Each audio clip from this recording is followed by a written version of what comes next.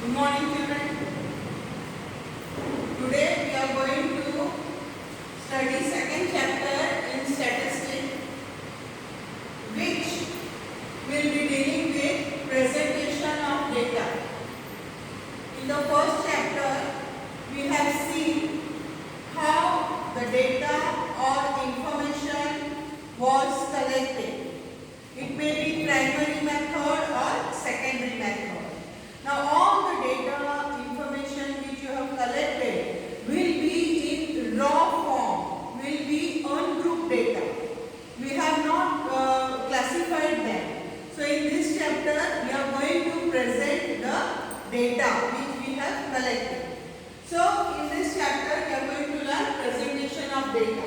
So the process of arranging ungrouped or raw data in the proper form is called classification, or the method of presenting raw data into systematic and short form is called classification. Means here in this chapter we are going to present the data which we have collected in a raw form, and it is known as classification. Here reasons to classify. Why we want to classify the data? Why we want the raw data or ungrouped data to be put in the proper form? Why? So reasons to classify the data. The first reason is that to represent the data in short, simple and attractive way. All this data is collected for some purpose. And if they are not kept in the proper way, if they are not arranged in the proper way, then analysis and interpretation of the information will become very difficult, or it will not be in the proper way, in all haphazard way.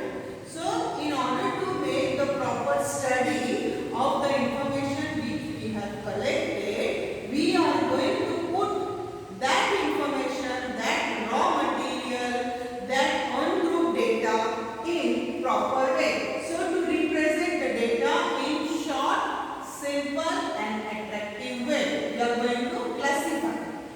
For to compare, if you keep in proper way, to compare means the data which you have to compare the data.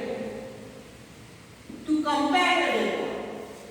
Suppose you have collected for previous year 2018-19. So in 2020 you can compare how much you have increased, or how much the population employment has increased, or whatever the information for what you have collected. So in this way, to compare the data, if you have put in the proper way, proper year, in proper columns, then it will be easy for us to compare the data. Saves time, money and labor. So once the data is compared, once the data is put in the proper columns, in the proper table form, it is arranged properly date-wise in the chronological order, then it will save time, money and labor. Quick information can be obtained if you have put in the proper way, if you have arranged in the proper columns, rows, then it will be the quick information whenever we want, or any other party wants, we can easily submit them, they can obtain quick information. So these are the reasons why we want to classify the raw data.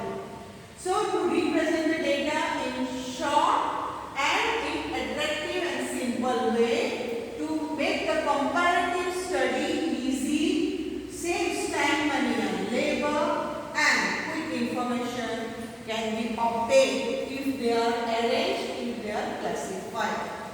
Now, the next topic is types of classification.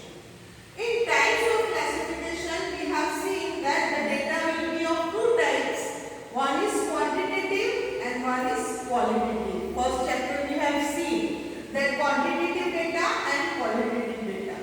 Now, quantitative data are of three types, or you can classify into three types. First one is discrete frequency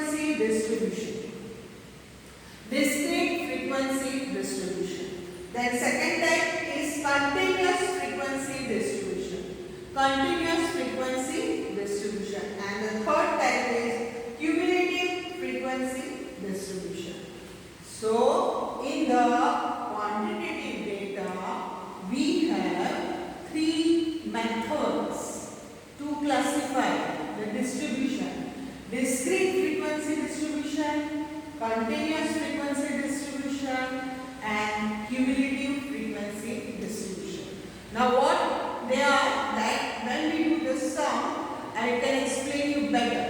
Because now if I will just tell you discrete frequency distribution means suppose the number of accidents taken in the month of May or June, then we have to start from 0 day. 0, 1, 2, 3, 4, 5. So 0 day, no accident. Means no day only. From 1 day, first day, maybe 3 accidents. So the number of accidents which take place is known as frequency.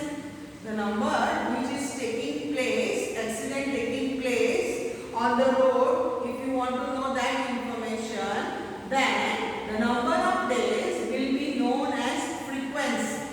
And accident which take place will be known as X value. That when we do the sum, I will explain you. Okay? So continuous frequency distribution also I will explain you when we are going to work out the sums, cumulative also. Now classification of qualitative data are simple classification.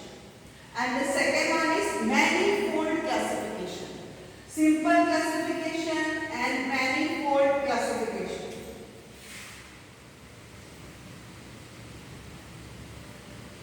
Simple fold and manifold. Simple fold means what? With one characteristics, with one quality.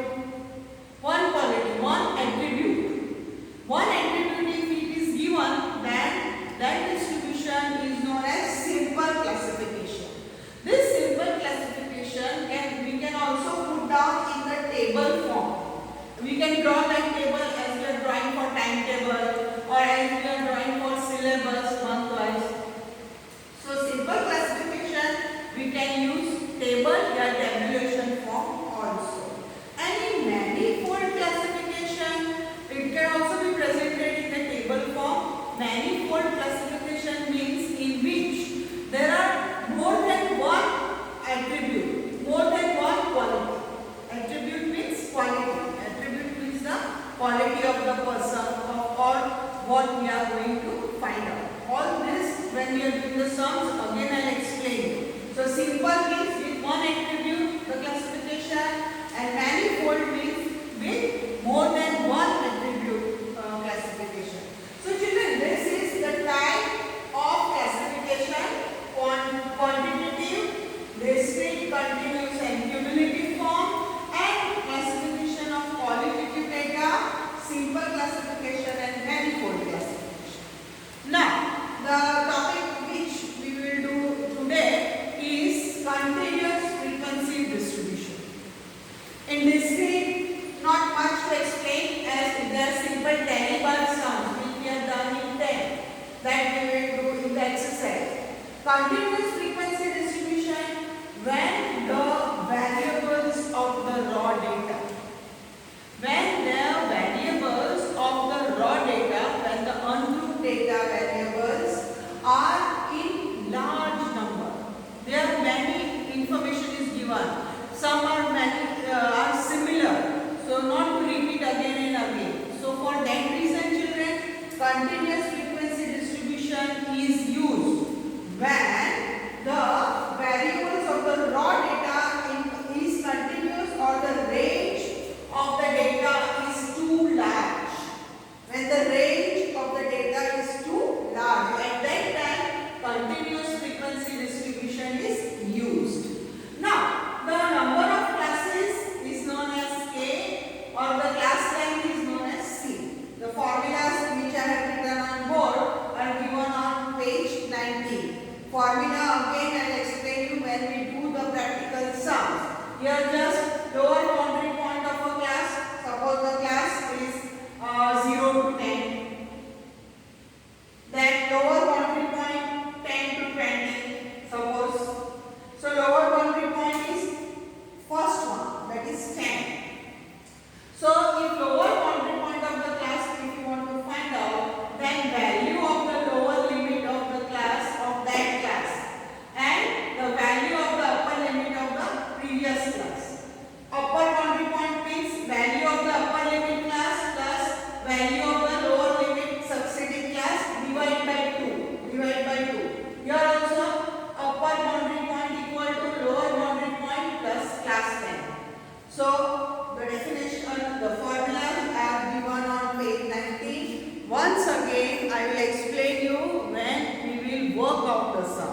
so you can understand better. Okay. Now the next one.